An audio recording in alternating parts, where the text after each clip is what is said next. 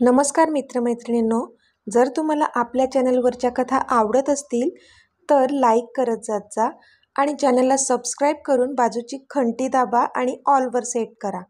म्हणजे जेव्हा जेव्हा मी नवीन व्हिडिओ किंवा कोणतीही नवीन पोस्ट अपलोड करेन तेव्हा ती सगळ्यात आधी तुमच्यापर्यंत पोहोचेल. धन्यवाद. तर वळूया आपल्या कथेच्या पुढच्या भागाकडे. चल घरी जाऊया, तो तिचा प्रश्न दुर्लक्ष करत बोलला. तिला कळलं तो तिचा प्रश्न पण दुर्लक्ष करत आहे. तशी ती खिन्न हसली. मला नाही यायचंय तुझ्यासोबत, ती बोलली आणि डोळे पुसून रागाने चालू लागली. तसे त्याने डोळे मिटले आणि त्याची 2 बोटं कपाळावर क्रप केली. आधी काय करतोय, सोड मला, ती जोरातच ओरडली. कारण आत्ता त्याने तिला आपल्या 2 हातांवर उचललं होतं आणि तो त्याच्या गाडीजवळ तिला घेऊन जात होता. ती हातपाय मारत होती पण त्याचा त्याच्यावर अजिबात परिणाम होत नव्हता. आता पुढे. आऊच, तो जोरातच ओरडला. कारण तिने आता त्याच्या गळ्यावर तिची नखं मारली होती. मागच्या जन्मी काय मांजर होतीस का गं? किती जोरात नखं मारतेस, तो कसं तरीच तोंड करत बोलला. कारण तिने मारलेली नखं त्याला लागली होती. मला खाली सोड, मला नाही जायचंय तुझ्यासोबत, ती बोलली. डोळ्यात अश्रू आणि आवाजात ओलावा होता तिच्या. तिचा तो भिजलेला आवाज त्याच्या काळजाचा ठोका चुकवत होता. पण त्याने तिला खाली सोडलं नाहीच. कारण तिला घरी सुखरूप पोचवणं त्याचं कर्तव्य होतं. तिच्या बोलण्याकडे दुर्लक्ष करत त्याने तिला गाडीत आणून बसवलं. पण तरी ती दार उघडण्याचा प्रयत्न करत होती आणि ओरडतही होती. त्याला कळत होतं आज दुपारी आपण तिला इग्नोर केलं त्यामुळे ती जास्त दुःखी झाली होती आणि म्हणूनच तिची ही रिॲक्शन होती. युविका, शांत बस, ओरडू नकोस, रात्रीचे 10 वाजलेत, कळतंय का तुला? आजूबाजूच्या लोकांना काय वाटेल, तो बोलला. तशी ती अजूनच चिडली. वाटू दे काय वाटायचंय ते, मला काय करायचंय? मी सांगेन त्यांना की तू जबरदस्ती मला गाडीत बसून घेऊन चालला आहेस, ती नाक फुगवत बोलली. तसा तो डोळे बारीक करून तिच्याकडे पाहू लागला. काहीही काय बोलतेस, चुपचाप बस, नाहीतर मला दुसरा मार्ग शोधावा लागेल, तो बोलला. तशी ती डोळे मोठे करून त्याच्याकडे पाहू लागली. दुसरा मार्ग? कोणता दुसरा मार्ग, तिने संशयित नजरेने विचारलं. पण त्याने काहीच उत्तर दिलं नाही आणि तो ड्रायव्हिंग सीटवर जाऊ लागला. पण ती पुन्हा ओरडू लागली आणि गाडीचं दार ओपन करू लागली. तशी त्याने नकारार्थी मान हलवली आणि तो पुन्हा तिच्याजवळ गेला. त्याने तिच्याच गळ्यातली ओढणी काढली आणि त्याने तिचे 2 हात एकमेकांना बांधून ठेवले. तशी ती आवासून त्याच्याकडे पाहू लागली.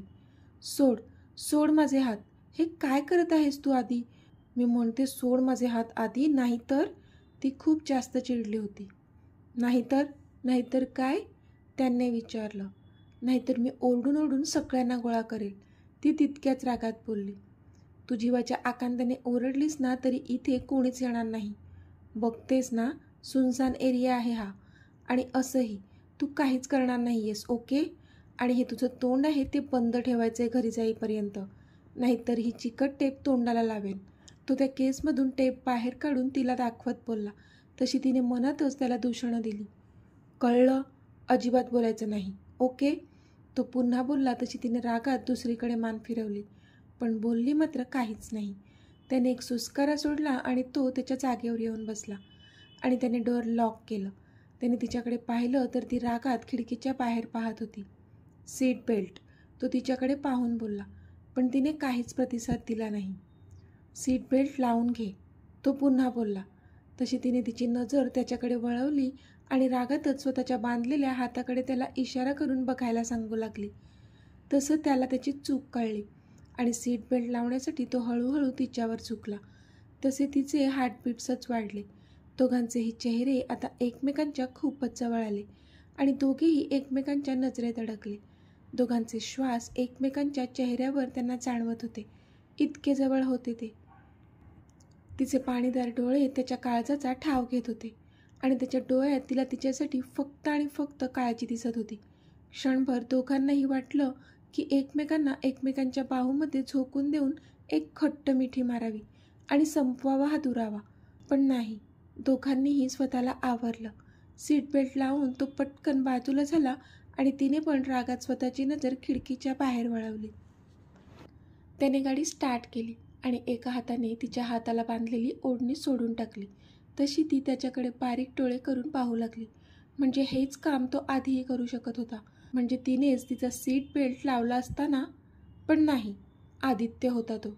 असंच थोडी तिच्या जवळ जाण्याचा चान्स सोडणार होता. तिने रागात त्याच्याकडे पाहिलं आणि मग खिडकीतून बाहेर नजर वळवली. तो मात्र गालात हसला, पण तिला तो हसताना दिसला नाहीच, कारण मॅडम आता रागात खिडकीच्या बाहेर पाहत होत्या. थोडा वेळ असाच गेला. गाडीत पिन ड्रॉप सायलेन्स होता. तिला तर त्याने गप्प राहायला सांगितलं होतं आणि तो पण काहीच बोलत नव्हता. ते दोघे सोबत असताना अशी शांतता कधीच अनुभवली नव्हती त्यांनी. सुरुवातीला नेहमी भांडत असायचे ते दोघे आणि नंतर त्यांच्या प्रेमाच्या बाताच एवढ्या व्हायच्या की वेळ अपुरा पडत असे त्यांना त्यासाठी. पण आज मात्र सगळं उलटच होतं. दोघेही अगदी शांत होते. ती तिच्याच विचारात होती. स्वतःच्या आईसाठी आपलं प्रेम लाथाडून ती अक्षयशी लग्न करणार होती. बुद्धीने विचार करत होती, पण स्वतःच्या हृदयावर मात्र ती कंट्रोल करू शकत नव्हती. तिच्या हृदयात आदी होता आणि त्याला असं सहजासहजी ती काढूच शकत नव्हती. आणि ज्याच्यावर जीव ओवाळून टाकलाय तो मात्र आपल्याला इग्नोर करतोय ह्याचं दुःख होतं. ते वेगळंच. म्हणून प्रयत्न करूनही तिच्या डोळ्यातले अश्रू थांबत नव्हते. त्याने एक सुस्कारा सोडला आणि ती खायला उठणारी शांतता भंग करण्यासाठी त्याने FM सुरू केलं. अब जाने हम ये प्यार क्या है तरते जिगर, मुश्किल बड़ा है सुनता नहीं, कहना किसी का दिल पे खबर, जिद पे अड़ा है समझाऊं कैसे से जाने जा, हारे हारे हारे हम तो दिल से हारे. दोघांची ही अवस्था त्या गाण्यासारखीच झाली होती. खरंच हरले होते ते दोघेही त्यांच्या प्रेमापुढे. त्यांच्यासमोर परिस्थितीच अशी निर्माण झाली होती की काय करावं काहीच कळत नव्हतं. एकमेकांशिवाय राहू देखील शकत नव्हते आणि ह्या परिस्थितीतून कसं बाहेर यायचं हे देखील दोघांना कळत नव्हतं. हतबल झाले होते ते दोघेही. त्याने एकदा तिच्याकडे पाहिलं तर ती एकदम मलूल चेहऱ्याने खिडकीच्या बाहेर पाहत होती. पण गाण्याचे बोल ऐकून आपोआप तिची नजर आता त्याच्यावर गेली आणि तिचे ते पाणावलेले लाल भडक डोळे पाहूनच त्याचा जीव कासावीस झाला. त्याने पटकन गाडी एका बाजूला नेऊन थांबवली आणि तिच्याकडे पाहिलं त्याने.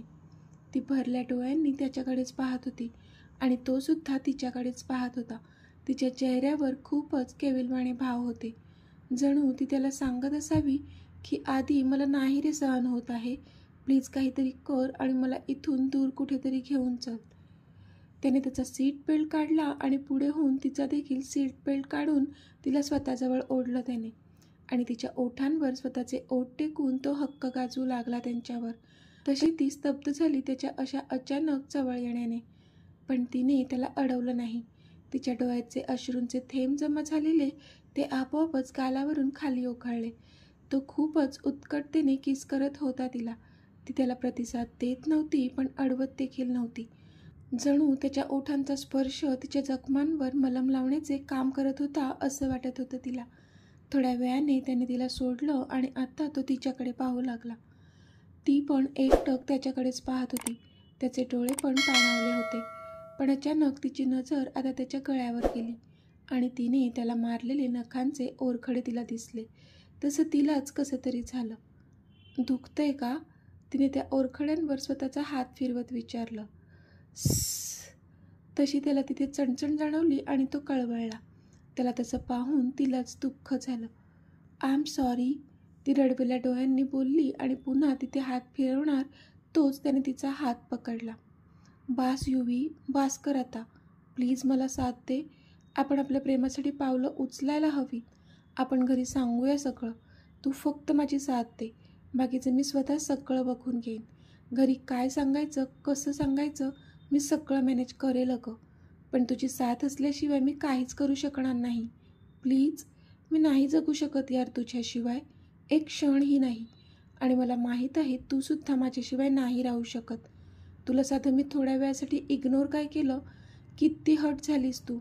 मग मला सांग, आयुष्यभर माझ्याशिवाय कशी राहणार आहेस? मग का स्वतःला इतका त्रास करून घेत आहेस? मी पण नाही राहू शकत का तुझ्याशिवाय?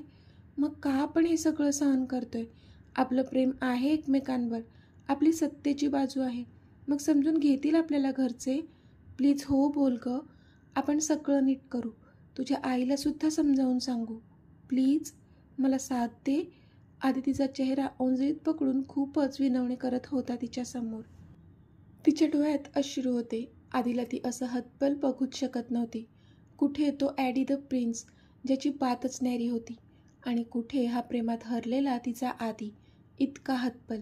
तिला खूप वाईट वाटत होतं त्याच्यासाठी, कारण त्याची ही अवस्था आपल्यामुळेच झाली आहे हे कळत होतं तिला. तिला सगळं पटतही होतं आधीचं, पण बुद्धी मात्र वेगळा विचार करत होती. मला घरी जायचं आहे प्लीज. त्याच्या बोलण्याकडे दुर्लक्ष करून ती त्याच्याकडून नजर चोरत बोलली. हो युवी, घरीच जातोय आपण, पण तू मला प्रॉमिस कर की माझी साथ देशील प्लीज. तो स्वतःचा हात तिच्या समोर धरत बोलला, पण तिने मात्र लगेच नजर फिरवली. नाही, मी असं कोणतंच प्रॉमिस नाही करू शकत, ती निर्विकारपणे बोलली. पण काय युवी, मी म्हणतोय ना मी सगळं नीट करेल, मग का नाही? तुझा विश्वास नाही आहे का माझ्यावर? त्याने विचारलं तसे तिने डोळे कच्च मिटले. मी आईला वचन दिलंय, ती बोलली. आणि जी वचनं माझ्यासोबत घेतलीस त्याचं काय? त्याने विचारलं तसं तिला कहीवरून आलं, कारण खरंच त्याच्यासोबत जी वचनं तिने घेतली होती ती साफ विसरली होती ती, फक्त तिच्या आईसाठी. आय एम सॉरी आदी, पण कदाचित हेच माझं नशीब आहे. मी माझ्या आईला नाही दुखवू शकत. आमचे बाबा आम्हाला सोडून गेल्यानंतर तिनेच खूप त्रास सहन करून आम्हाला वाढवलं आहे, आमच्या पायावर उभं केलं आहे. त्यात आत्तूचा पण वाटा आहे, तिला पण मी नाही दुखावू शकत. प्लीज ट्राय अँड अंडरस्टँड, ती रडून बोलली. सगळं मीच समजून घ्यायचं का? आणि तू तुझ्या मर्जीने वागायचं? तुला काहीच वाटत नाही का माझ्याबद्दल? त्याने चिडून विचारलं तसे आपोआपच पुन्हा तिच्या डोळ्यातून अश्रू बाहेर पडले, कारण तिला त्याच्याबद्दल काय वाटत होतं, तिचं त्याच्यावर किती जास्त प्रेम होतं हे शब्दात सांगू शकणार नव्हती ती त्या क्षणी. आय एम सॉरी, ती बोलली. ठीक आहे, जर तुलाच आपल्या नात्याची किंमत नसेल तर मी तरी काय एवढा जीवाचा आटापिटा करतोय? तुला नकोय ना मी तुझ्या आयुष्यात?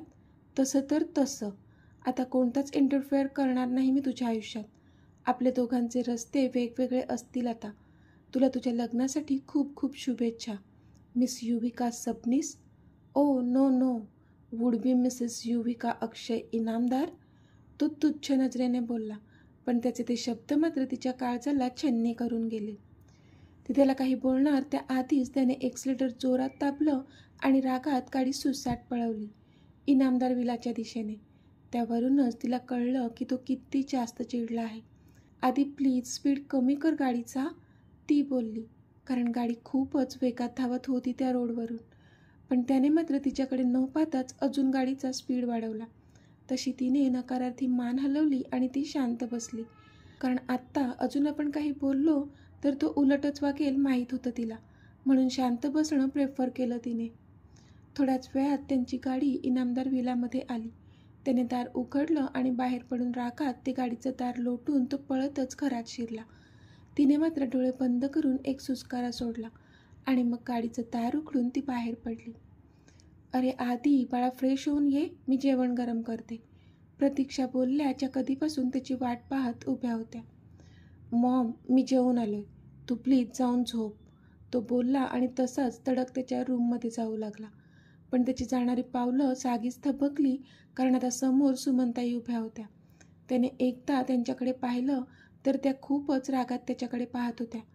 त्यालाही कळलं त्यांच्या रागाचं कारण आता युविकासुद्धा घरात शिरली होती आणि त्यांना नक्कीच गैरसमज झाला होता की मुद्दामहून ते दोघे भेटले असावेत. मॉम, डॅडने मिस सबनीसला मला सोबत घेऊन यायला सांगितलं होतं, म्हणून ऑफिसमधून त्यांना सोबत घेऊन आलो. आदित्य मुद्दाम जोरात सुमनताईंना आवाज ऐकू जाईल इतक्या मोठ्याने बोलला. हो अरे, हे बोलले मला युविका तुझ्यासोबत घरी येईल म्हणून, प्रतीक्षा बोलल्या. आधीने एकदा सुमनताईंकडे पाहिलं आणि झपझप पावलं टाकत तो त्याच्या रूममध्ये निघून गेला. त्यावर सुमनताईंनी एक सुस्कारा सोडला. पण युविका शॉक झाली होती, कारण यश अंकलने तिला सोडायला सांगितलं होतं हे नव्हतं माहीत तिला. पण आता प्रतीक्षांनी पण सांगितल्यामुळे आधी खरंच बोलत होता हे समजलं तिला. पण सगळ्यात जास्त आश्चर्य तर तिला सुमनताई लगेच आत्ताच कशा इथे आल्या ह्याचं वाटत होतं. युविका बाळा, तू तरी जेवून घे, प्रतीक्षा बोलल्या. थँक्स आंटी, पण खरंच मला भूक नाही आहे, ती बोलली आणि पटकन स्वतःच्या खोलीत निघून गेली. तिने एकदाही सुमनताईंकडे पाहिलं नाही की त्यांच्याशी ती काही बोलली देखील नाही. आधी त्याच्या रूममध्ये आला आणि त्याने त्याचं ब्लेझर रागाने फेकून दिलं. पण आत्ता मात्र त्याचे डोळे आश्चर्याने मोठे झाले होते, कारण त्याच्या समोर त्याच्या बेडवर मयुरी बसली होती, जी स्माईल करून त्याच्याकडेच पाहत होती. तर मित्रमैत्रिणींनो, आजचा भाग तुम्हाला कसा वाटला ते मला कमेंटमध्ये सांगा. आणि जर आवडला असेल तर व्हिडिओला लाईक करा, शेअर करा आणि चॅनलला सबस्क्राईब करून बाजूची घंटी नक्की दाबा.